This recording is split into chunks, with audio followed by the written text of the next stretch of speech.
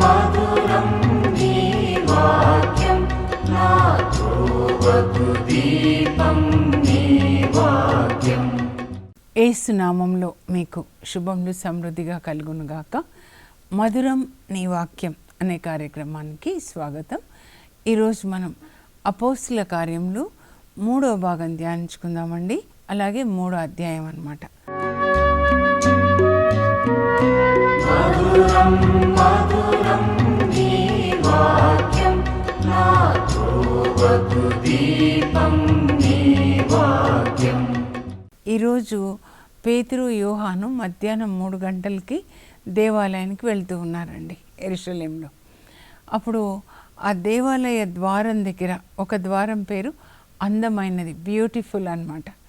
ఆ ద్వారం దగ్గర ఒక పుట్టుకుంటివాడు 40 సంవత్సరాల వయసు పైన ఉంటుంది ఆయనకి. అక్కడ కూర్చొని భిక్షం అడుక్కుంటున్నాడు అనమాట. ప్రతిరోజు అతన్ని మరి వాళ్ళ ఇంటి వాళ్ళు అక్కడ ఆ ద్వారం దగ్గర తలుపు దగ్గర కూర్చోబెడతారు, మళ్ళీ సాయంకాలం తీసుకెళ్తారనమాట. సో ఆయన అక్కడ కూర్చొని భిక్షం అడుక్కుంటూ ఉన్నాడు. మరి పేతురు యోహానులు దేవాలయంలోకి వెళ్తున్నారు మధ్యాహ్నం 3 గంటలకి, అంటే ప్రార్థనా సమయం అన్నమాట. మనం కూడా కరుణ జపాలు చెప్పుకుంటాం. ఆ సమయంలో యేసు ప్రభు మన కొరకు సిలువలో మరణించారు. మన పాపం, మన రోగం, మన శాపం తన మీద వేసుకొని మన కొరకు ప్రార్థించాడు కనుక మనం తండ్రిని ప్రార్థిస్తాం.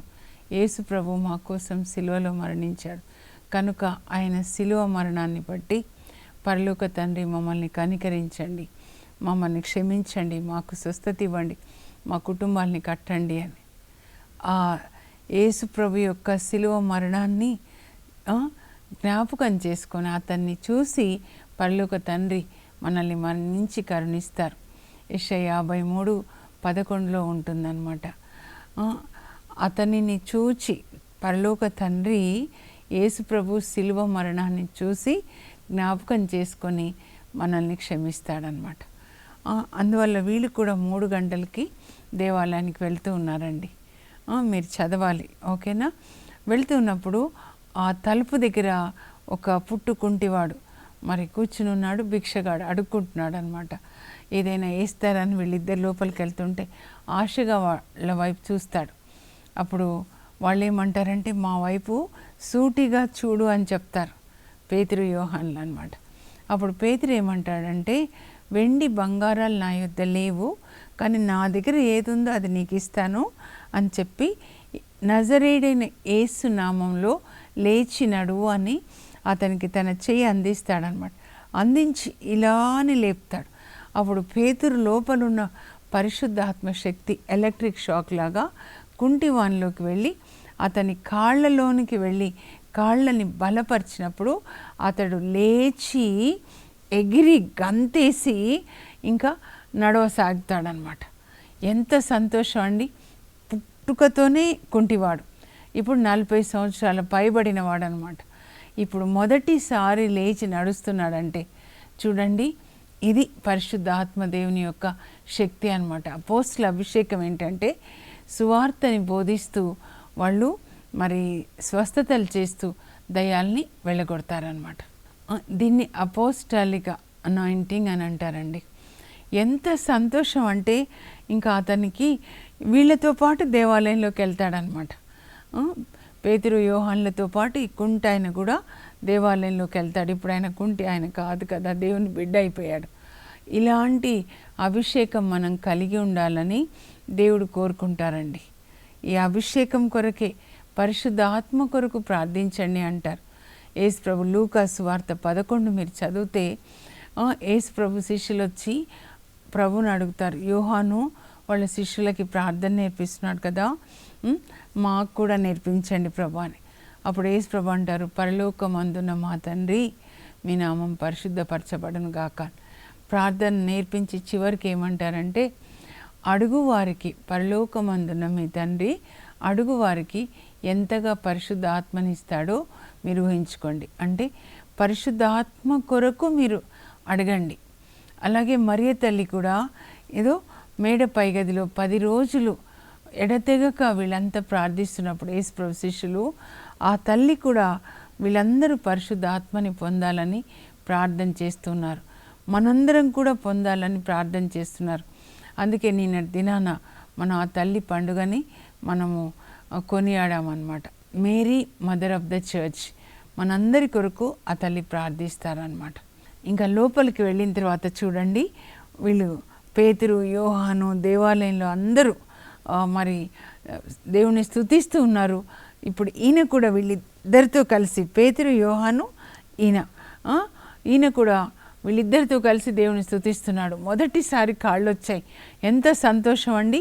హల్లెలూయా, స్తుతి మహిమ ఎల్లప్పుడు దేవునికి ఇచ్చేదము అని మంచిగా నాట్యం ఆడుతూ దేవుని స్తుతిస్తున్నాడు. కాళ్ళ విలువ అతనికి తెలిసిందనమాట. మన దగ్గర ఏదైనా లేనప్పుడు, లేదా మనకేదైనా దెబ్బ తగిలినప్పుడు దాని విలువ మనకు తెలుస్తుంది కదండి. అవునా? అంటే ప్రతి ఒక్కటి కూడా, కళ్ళు లేవు అనుకోండి, అప్పుడు కళ్ళు వస్తే కంటి విలువ తెలుస్తుంది. కాళ్ళు లేవు, ఈయనకి కాళ్ళు వచ్చాయి, దేవుని స్తుతిస్తున్నాడు. నేను నడవడానికి నా కృపనిచ్చావు. అప్పుడు మనం దేవుని ఎంత స్తుతించాలండి, ఎంత వందనాలు చెప్పాలి చెప్పండి. మనకి కాళ్ళు, చేతులు, అన్ని అవయవాలు బాగున్నాయి. దేవునికి ఎంత వందనాలు చెప్పాలి చెప్పండి. అవునా? మనం దేవునికి అన్ని విషయాల్లో, కళ్ళు ఉన్నాయి ప్రభా నీకు వందనాలు, నాలుగు ఇచ్చావు వందనాలు, చేతులు ఇచ్చావు వందనాలు ప్రభా. నేను ఎలా చెప్పుకుంటా అంటే, ప్రభా ఇది నీ బ్రెయిన్ అయినా, నీ రక్తం, నీ జీవమే యేసయ్యా ఇందులో ఉంది, నీ స్వరం అయినా నాది కాదు, నీ గుండె, నీ ఊపిరితిత్తులు, నీ హార్ట్, నీ రక్తమే ఉంది, నీ ఊపిరి ఉంది నా ఊపిరితిత్తుల్లో, నా స్టమక్ కాదు, నీ స్టమకే ఇది. కనుక ఏం తినాలో నువ్వే నిర్ణయించాలి. నీ లివరు, నీ ప్యాన్క్రియాస్, నీ కిడ్నీలు అన్నీ కూడా నీవే ప్రభా. నీ మజిల్స్, నీ బోన్స్ నీవే, అంత ప్రతి కణం నీదే. నీకు వందనాలు ప్రభా. ఎంత చక్కగా మనకు అన్నీ ఇచ్చారు కదా ప్రభు. దేవునికి వందనాలు చెప్పండి. సమయం తీసుకొని ఆయనకి సమర్పించండి. నీ నాలుక నేను స్తుతించాలి, నీ కన్నులు నీ వాక్యాన్ని చదవాలి, ఇందులో నేను చూడాలి యేసయ్యా అని చెప్పి. చూడండి, ఆ పాత నిబంధనలో తండ్రి దేవుడు స్వస్థత ఇచ్చాడు. ఆయన నిర్గమకాండం 15:26లో అక్కడ ఇజ్రాయేల్ ప్రజలకి కొన్ని ఆజ్ఞలు ఇచ్చి చెప్తారు. ఏం చెప్తారంటే, మేము స్వస్థపరచు యావేని నేనే, ఐఎమ్ యావే రాఫా, హిబ్రూ భాషలోది. మేము స్వస్థపరచు దేవుడను నేనే. నేను మీకు ఇచ్చిన ఆజ్ఞలన్నీ మీరు పాటించిన ఎడల, మీరు ధర్మ మార్గంలో నడిచిన ఎడల, ఐగుప్తీలకు ఇచ్చిన ఏ అనారోగ్యం నేను మీకు ఇవ్వను. మీరు ధర్మ మార్గంలో నడవండి. ఈ లోకంలో అందరికీ రోగాలు వచ్చినా కూడా మీకు నేనే అనారోగ్యం ఇవ్వను. తండ్రి దేవుడు స్వస్థత ఇస్తారు, యేసు ప్రభు స్వస్థపరుస్తారు. ఇప్పుడు పరిశుద్ధాత్మ దేవుడు అన్నమాట. కనుక తండ్రి దేవుడు, కుమారుడు యేసు ప్రభు, తర్వాత పరిశుద్ధాత్మ, ముగ్గురు ఒకటేనండి, వేరు కాదు. ఆ నీళ్లు చూడండి, నీళ్ళు సీసాలో లిక్విడ్ లాగా ఉంటుంది, ద్రవం అంటారు కదా, సీసాలో పోస్తాం. కానీ ఫ్రిడ్జ్లో పెట్టినప్పుడు అది ఐస్ అయిపోతుంది. మరి వేడి చేస్తే నీళ్ళని ఆవిరైపోతుంది. కానీ అది ఒకటే అన్నమాట, 3 రూపాలుగా ఉంది. H2O అంటాం, బయాలజీలో అయితే H2O అంటాం అన్నమాట. సో అది ఐస్ అయినా లేకపోతే నీళ్ళైనా ఆవిరైనా కూడా H2Oనే. అలాగే తండ్రి, కుమార, పరిశుద్ధాత్మలు ముగ్గురు ఒకటేనండి. నేను ఈజీగా ఏం చెప్తానంటే, ఏదో తండ్రి దేవుడు, ఆయన నోటి నుంచి వచ్చిన మాట యేసు ప్రభు, ఆయన ముక్కులోంచి వచ్చిన శ్వాస రువా పరిశుద్ధాత్మ అన్నమాట. ఎంత సింపుల్, అర్థం చేసుకోవాలి. తండ్రి నోటి నుంచి వచ్చిన మాట. ఇప్పుడు పరిశుద్ధాత్మ పనిచేస్తున్నాడు. ఇప్పుడు పరిశుద్ధాత్మ ఎక్కడుండి పనిచేస్తున్నాడు చెప్పండి? మన హృదయంలో. మన హృదయంలో. మీరు యోహాను సువార్త 14:15-23 వరకు చదివితే 3 విషయాలు యేసుప్రభు మాట్లాడతారు. మొదటిది, మీరు నన్ను ప్రేమిస్తే నా ఆజ్ఞలు పాటిస్తారు, నేను తండ్రిని ప్రార్థిస్తాను, ఆయన మీతో ఎల్లప్పుడూ ఉండడానికి పరిశుద్ధాత్మని ఇస్తారు. పరిశుద్ధాత్మ మరొక ఆదరణకర్త మీలో నివసిస్తాడు. తర్వాత ఏమంటారంటే, మీరు నన్ను ప్రేమించినచో నా ఆజ్ఞలు మీ హృదయంలోనికి స్వీకరించి మీరు పాటిస్తారు. అప్పుడు నన్ను ప్రేమించు వారిని నా తండ్రి ప్రేమిస్తాడు. యేసుప్రభు చెప్తారనమాట. నన్ను ఎవరైతే ప్రేమిస్తారో వాళ్ళని నా తండ్రి ప్రేమిస్తాడు. అప్పుడు మేము ముగ్గురము వచ్చి మీలో నివసిస్తాం. తండ్రి, కుమార, పరిశుద్ధ ఆత్మలన్నమాట. అందుకే పెంతెకొస్తు తర్వాత త్రియేక దేవుని పండుగ మనం జరుపుకుంటామండి.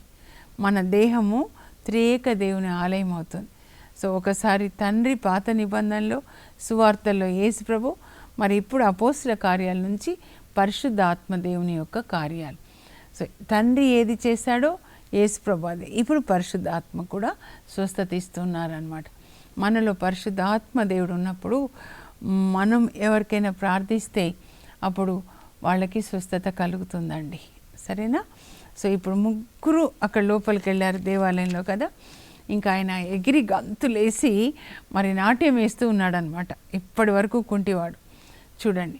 అప్పుడు అందరూ ఆయన దగ్గరికి వస్తారు. దేవాలయంలో ఉన్నవాళ్ళు అందరూ ముందుకు వచ్చేసి బలిపీఠం దగ్గర ఈయన దగ్గరికి వచ్చి చూస్తారనమాట.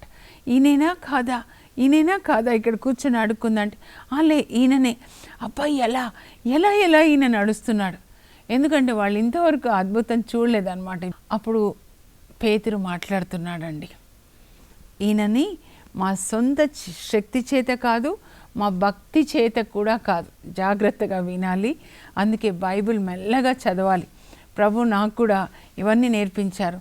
ఒకరి భక్తి వలన, ఒకరి శక్తి వలన అద్భుతం జరగలేదు, కానీ యేసు ప్రభు చేశారు అని చెప్తాడనమాట. పేతురు చెప్తాడు, మీరు ఏ యేసు ప్రభునైతే సిలువకి కొట్టేశారో ఆ యేసు ప్రభుని తండ్రి దేవుడు మరణం నుండి లేవనెత్తారు. మీరు జీవనకర్తని, అందరికీ జీవం ఇచ్చే జీవనకర్తని చంపి ఉన్నారు. ఆయన పరిశుద్ధుడు, నీతిమంతుడు. దేవుడు ఆయనను లేవనెత్తారు. ఆ యేసుక్రీస్తు నామంలో ఇతనికి స్వస్థత కలిగింది అని చెప్తారనమాట. చెప్పి ఇంకా మీరు కూడా హృదయ పరివర్తన చెంది మీ పాపంలో ఒప్పుకొని పాపాలని విడిచిపెడితే ఆయన మీ పాపాలని తుడిచేస్తాడు. యేసు ప్రభు మీ పాపాలని మన్నిస్తారు. మీరు హృదయ పరివర్తన అంటే మీ పాపములకు పశ్చాత్తాపడండి, పాపాలను ఒప్పుకొని పాపాలను విడిచిపెట్టండి.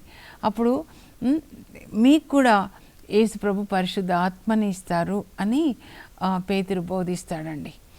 ఇంకా ఇదో పాత నిబంధనలో యేసు ప్రభుని గురించి చెప్పబడింది. మోషే కూడా చెప్పాడు. మోషే ఏమన్నాడు అని ద్వితీయోపదేశకాండం 18:15 చెప్తాడనమాట.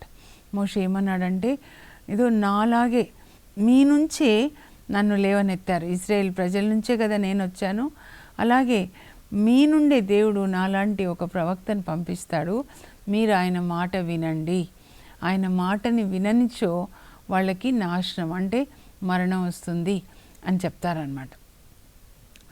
ఇంకా ఏం చెప్తాడంటే, అబ్రహాంతో కూడా దేవుడు చెప్పారు కదా, నీ సంతతి ద్వారా భూలోకంలో అందరినీ ఆశీర్వదిస్తానని. ఇప్పుడు యేసు ప్రభు ఎవరు? అబ్రహాం సంతతి, అబ్రహాం వంశంలోంచి వచ్చాడు. ఆ విధంగా యేసు ప్రభు శిలువ మరణం ద్వారా దేవుడు మనందరినీ కూడా రక్షించాడు అని సువార్త బోధిస్తూ ఉంటారనమాట. అప్పుడు ఈ దేవాలయ అధికారులు వస్తారు కదండి. దేవాలయ అధికారులు వాళ్ళకేంటి ఇంకా అసూయ వచ్చేస్తుంది అనమాట. పరిసయ్యులు వీళ్ళకి కూడా వచ్చేసి, మీరెవరినైతే చంపారో, సిలువ వేశారో, దేవాలయ అధికారులు ప్రధాన అర్చకులు కదండి సిలువ వేస్తారు. మీరు ఎవరినైతే సిలువ వేశారో జీవనకర్తని, కానీ దేవుడు ఆయనని మృతుల నుంచి లేపాడు. అలా లేపడం ద్వారా ఏం చెప్తున్నారంటే, దేవుడు మనల్ని కూడా మృతుల్లోంచి లేపుతారు అని చెప్పినప్పుడు ఆ దేవాలయ అధికారులకి, సద్దుకయ్యులకి చాలా కోపం వస్తుందన్నమాట. ఎందుకంటే సద్దుకయ్యులు పునరుత్థానాన్ని నమ్మరండి. జీవితము, మనిషి జీవితం ఈ లోకం వరకే అని అంటారనమాట. అందుకే పౌలు అంటాడు, మన జీవితం ఈ లోకం వరకే అవుతే మనకి పరలోకం లేదు, పునరుత్థానం లేదు అంటే మరి మన విశ్వాసం వ్యర్థం అంటాడనమాట. 1 కొరింథీ 15 మీరు చదివితే 15 నుంచి కూడా చెప్తాడు. మనము మన విశ్వాసం అంతా, నిరీక్షణ అంతా ఏంటంటే, మనకి ఈ శరీరం మట్టిలోకి వెళ్ళిన తర్వాత మన ఆత్మకి పునరుత్థానం, మనం పరలోకంలో ఉంటాం, యేసు ప్రభుతో తండ్రితో ఉంటాం. అది మన నిరీక్షణ. బైబిల్ చెప్పేది ఈ మరణం తర్వాత, ఈ శరీరం మట్టిలోకి వెళ్ళిన తర్వాత మనం పొందబోయే నిత్య జీవితాన్ని గురించి, నిత్య జీవాన్ని గురించి, వైభవాన్ని గురించి. ఎప్పుడైతే అలా పేతురు చెప్తాడో, యేసు ప్రభుని లేపిన దేవుడు మనల్ని కూడా లేపుతారు. ఆయనను లేపడం ద్వారా మనల్ని లేపుతున్నారని చెప్తాడు పేతురు. వీళ్ళ కోపం వచ్చేసి ఇంకా పేతురు, యోహాన్ ఇద్దరిని బంధించి చెరసాల్లో పెట్టేస్తారండి. మొదటిసారి అన్నమాట. మీరు చూడండి ఇంకా ఎన్నిసార్లు వీళ్ళని చెరసాల్లో పెడతారు. పెట్టిన తర్వాత మరుసటి రోజు వాళ్ళని ప్రజల ముందుకు తీసుకొని వస్తారండి.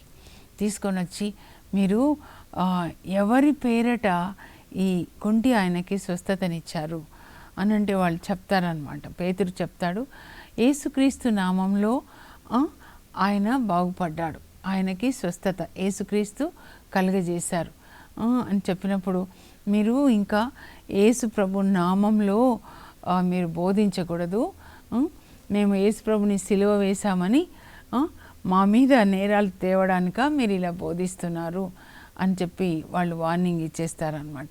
వీళ్ళిద్దరికీ వార్నింగ్ ఇచ్చిన తర్వాత ఇంకొకసారి బోధించడానికి వీల్లేదు అని చెప్పి వార్నింగ్ ఇచ్చి పంపిస్తారు.